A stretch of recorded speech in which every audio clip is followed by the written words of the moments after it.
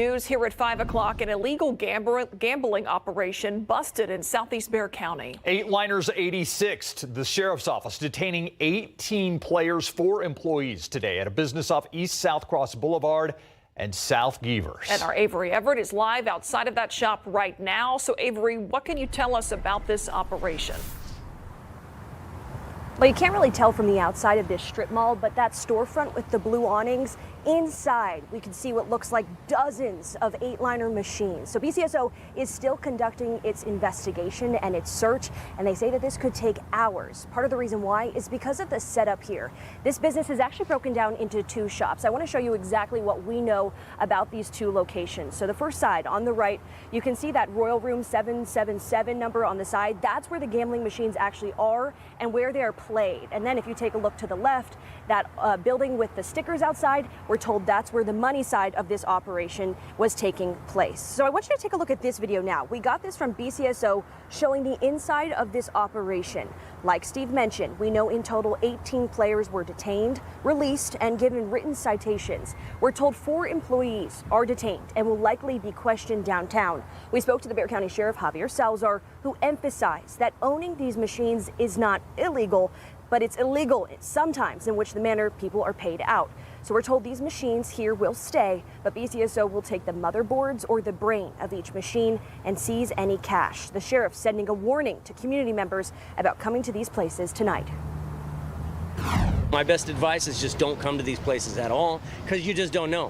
One of these people that's under arrest is actually in possession of a felony amount of narcotics as well. So the things go hand in hand. So when we spoke to the sheriff just about 30 minutes ago, he said that they had not even yet started counting any of the money inside the machines or the ATMs on site. Now, I do want to emphasize, like we mentioned earlier, that if you live in the area or if you work in the area, we're told BCSO will be out here for the next couple of hours. Again, those 4 employees are only detained at this point. No one has been arrested, but the sheriff says that could change soon. Steve, Myra? Avery Everett, thank you. Also off the top at 5, a first responder price hike.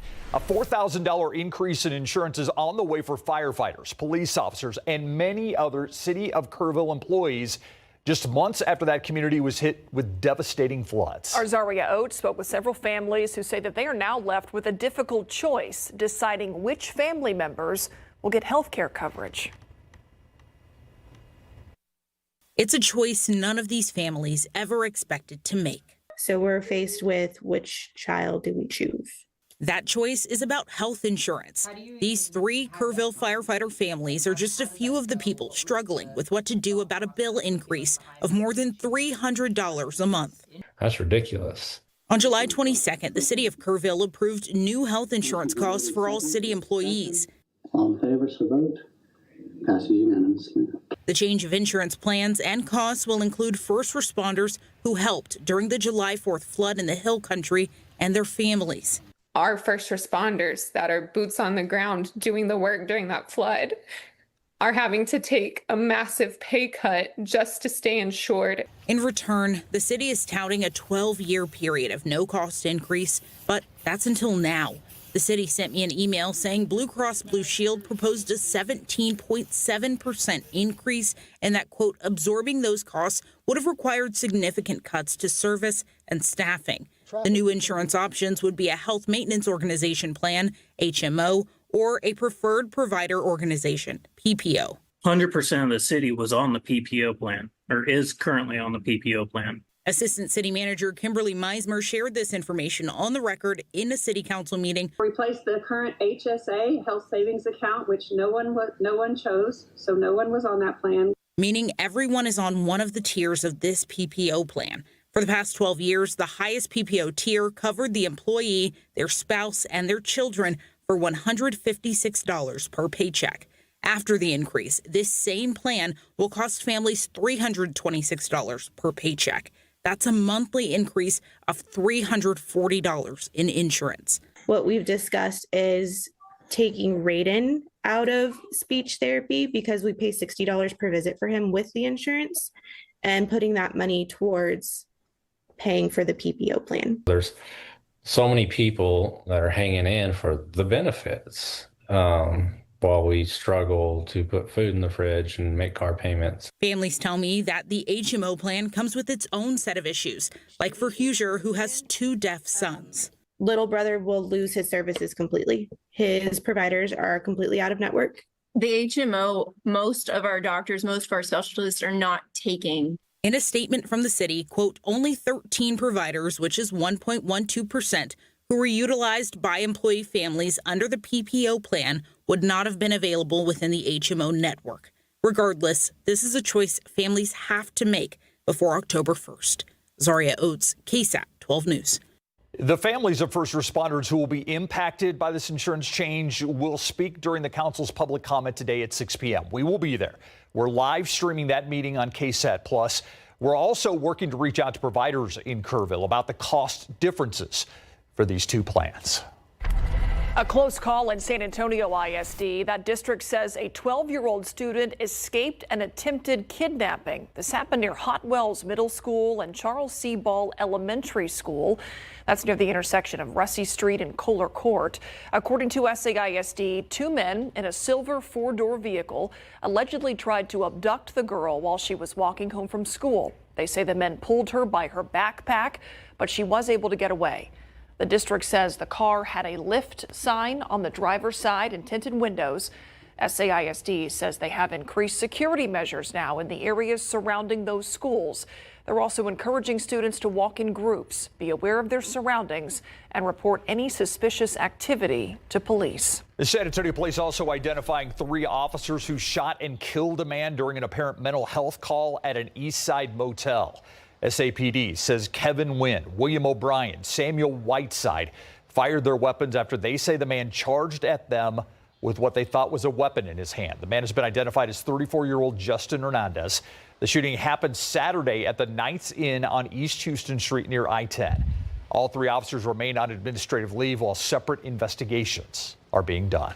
An update to a KSAT Investigates report regarding possible discrimination within the Bexar County Sheriff's Office. Last November, we reported the Sheriff's Office facing a lawsuit after a San Antonio man said he was denied a position as a detention officer because of his wife's Santa Muerte religious beliefs. Now, the U.S. Equal Employment Opportunity Commission says that a, quote, reasonable cause is there to believe the sheriff's office revoked the job offer for Luis Borges because of his wife's faith. Borges says the deputies searched his home, photographed his wife's personal altar, and then 2 days before he was set to start at the academy, his job offer was pulled. On Monday, a judge dismissed portions of Borges' suit related to claims that deputies were not trained or disciplined properly. But the judge kept the claims that Sheriff Javier Salazar violated Borges' First Amendment rights. We reached out to BCSO and the Bexar County District Attorney's Office for comment, but both declined. All right, if you're sitting at home on the couch, you'll be happy to see this because you're not in the middle of it. This is 1604 at Northwest Military Drive. A lot of construction going on in this area, and that is certainly the case right now at rush hour. Not so rush hour for these people. Again, this is 1604 at Northwest Military. A lot of construction going on. That is causing the backup, Adam. And you know, the biggest frustration is when you could walk faster than you're driving. That's my comparison. That is rough. Like, you know, if I'm moving and, you know, you're at least you're making progress, but then it's stop, go, stop, go. Anyway, we have a little bit of rain on authority radar, a smattering of showers across south central Texas, just nothing in San Antonio at the moment. We still have a few hours to see a pop-up shower, but I think as every minute goes by that we don't see something develop, our odds fall off. Now, check this out from Pleasanton down toward Karnes City and almost down to the Beck Ranch here. That's where we have a cluster of showers and thunderstorms slowly drifting northward. I mean, these are hardly moving. They're drifting to the north at about 8 miles per hour.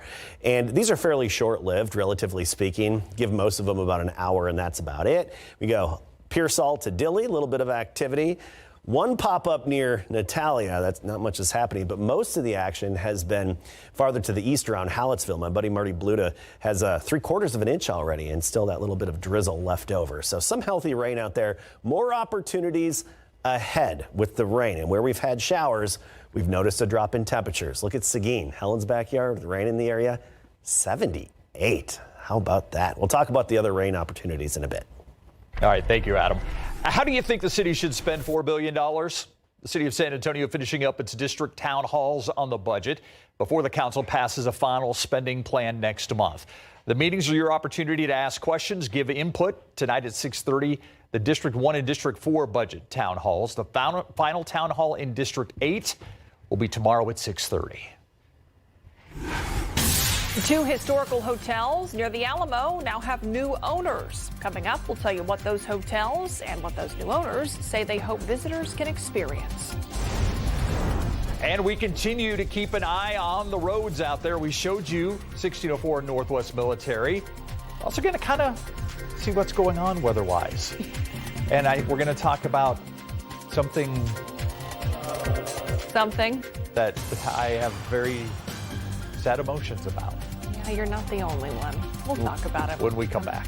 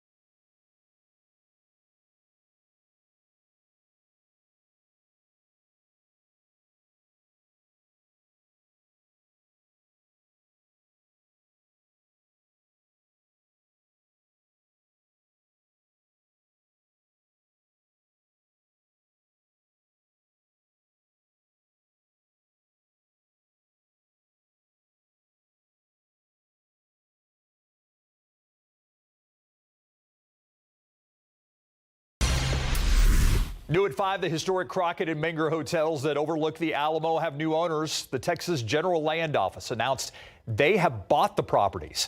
It's reported that the purchase was made amid the wider Alamo plan, a multi-million-dollar renovation project for the Alamo and the surrounding area. A Texas land commissioner says the move will strengthen the visitor experience. According to the San Antonio Business Journal, the two properties last assessed at a combined $55 million.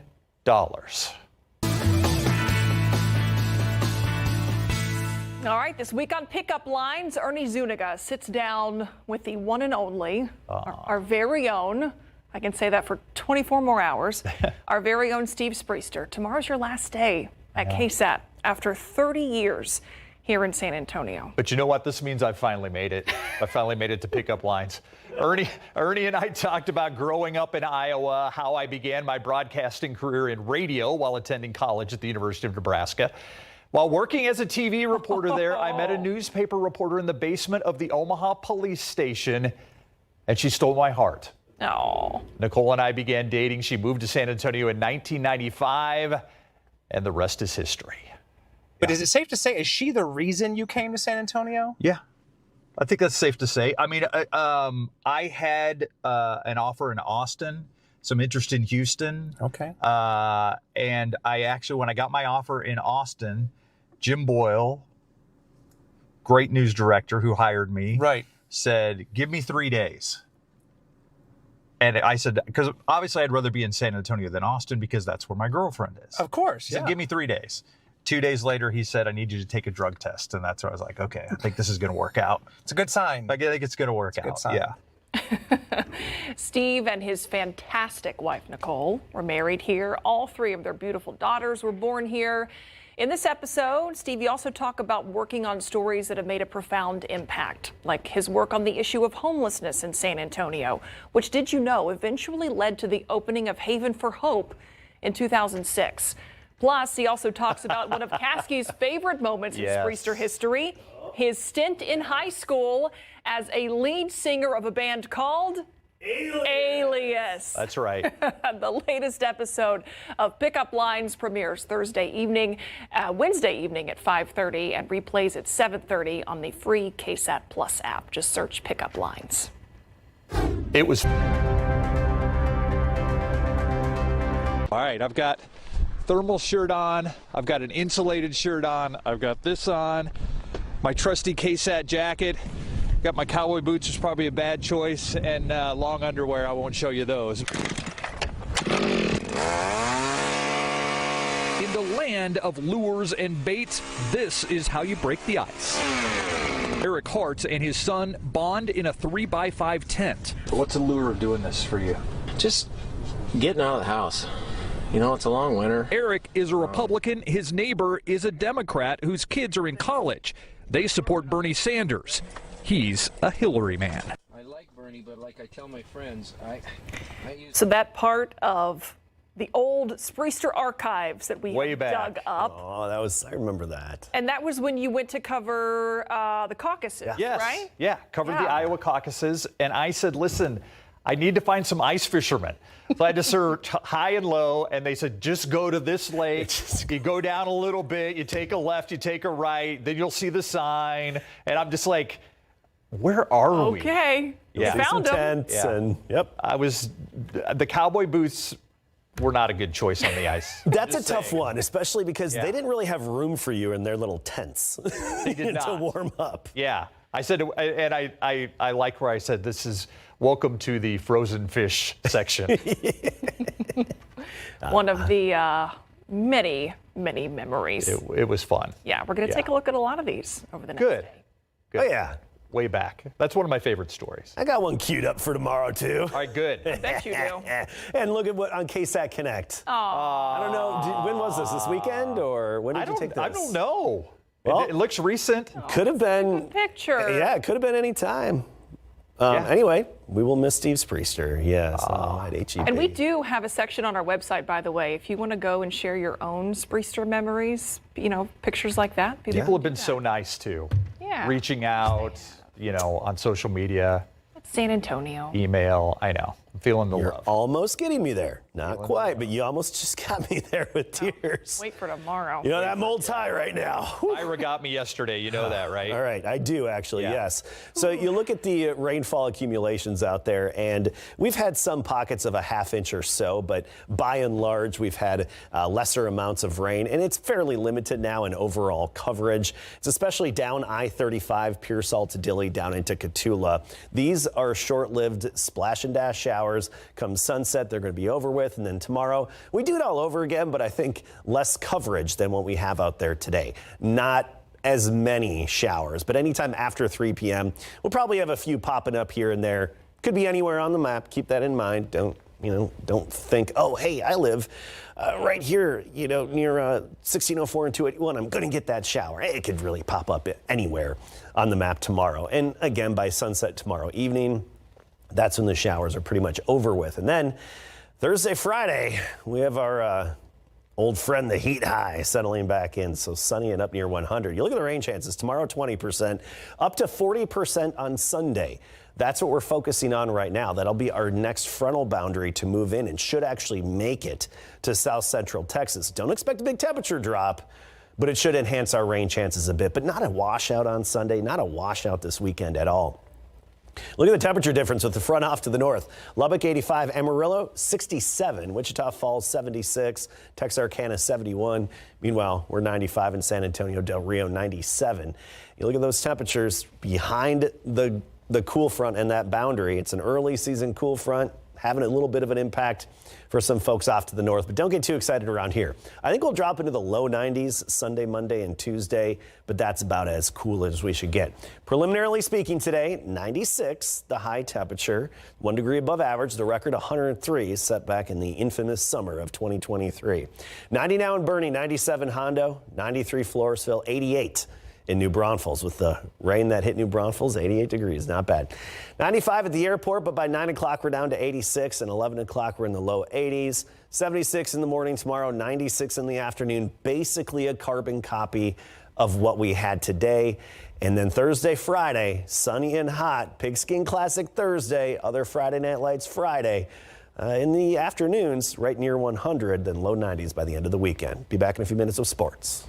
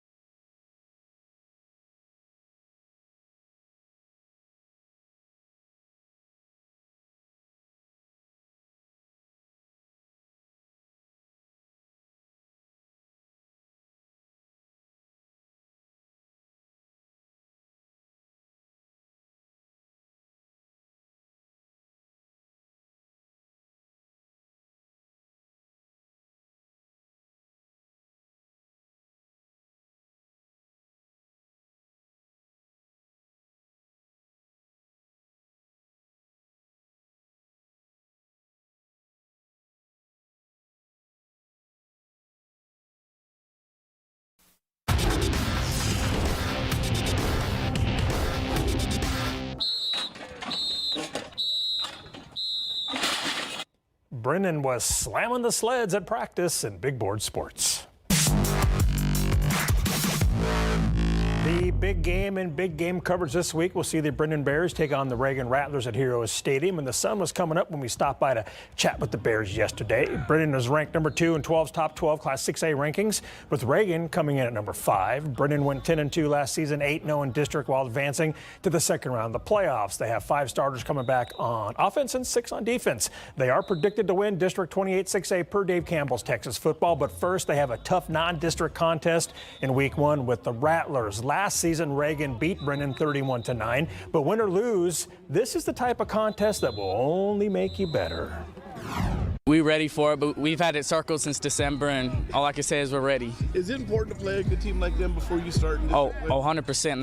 That sets the tone for the rest of the district games. That depends how you go into the playoffs, depends how you start the season, play all the district teams. Very important, to set off the season, and we just got to see where we're at right now. But Reagan's our first test. We just got to go out there and just execute everything and just go win. I mean, obviously Reagan's been a great program for a long time. I think we've played 8 times and we're like 4-4 or something like that. So it's really a good match between us and them and their quality program. And Coach Meyer's taking over, doing a really good job. And we're just excited for the opportunity and week 1 and getting the season started. So again, doing everything we can do to play great and hopefully get a win.